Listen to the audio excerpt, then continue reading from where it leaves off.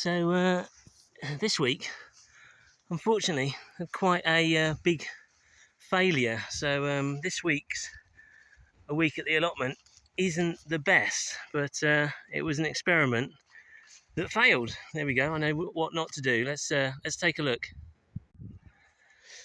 So I had my tomato forest, which was here, and my plan was just to leave it to it. I'd obviously prepared the soil biodynamically.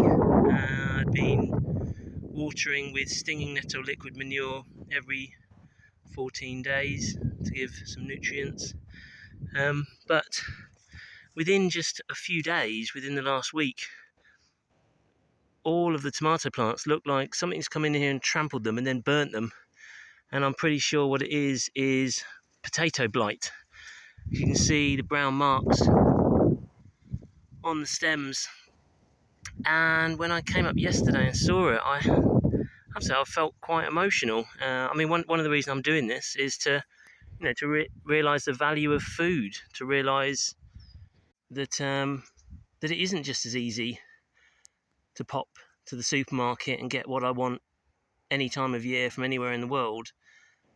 It's important to realise that there are people producing the food, and my tomato crop failure is an example of failures that do happen on a commercial scale. Now, I'm lucky I'm not reliant on these tomatoes, but there are farmers that absolutely are in debt to large chemical companies, to large vehicle manufacturers, to just running their business because of margins being squeezed so tight by supermarkets.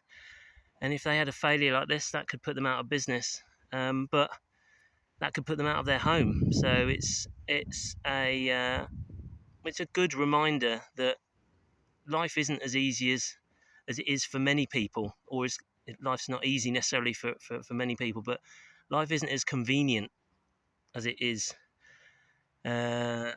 to most people. So yeah, felt pretty sad yesterday to see all of my tomato crop decimated. So today I'm going to be doing the clear up. So there's quite a bit to do. There was 10 tomato plants, I think. Lots and lots of green, lovely tomatoes, but they have all been infected. And doing a bit of research on the internet, it looks like I can compost it, so I'm going to cut everything off at the ground and go off and compost it. The lesson to take from this is, yeah, I really should have pruned the tomato plants. My thought is that, blight is often because of damp conditions.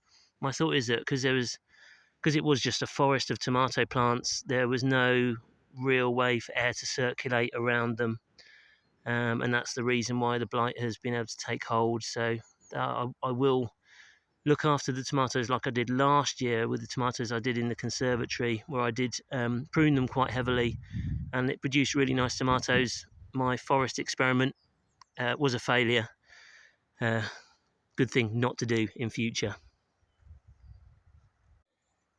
So I'm not sure if you can make that out, but there's one wheelbarrow load piled high of the tomato plants, and then there was already a wheelbarrow load just there.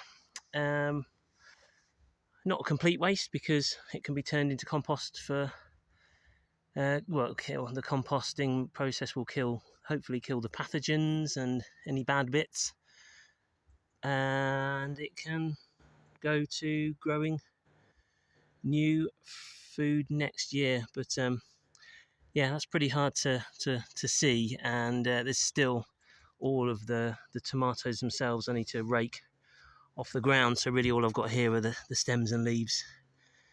There we go.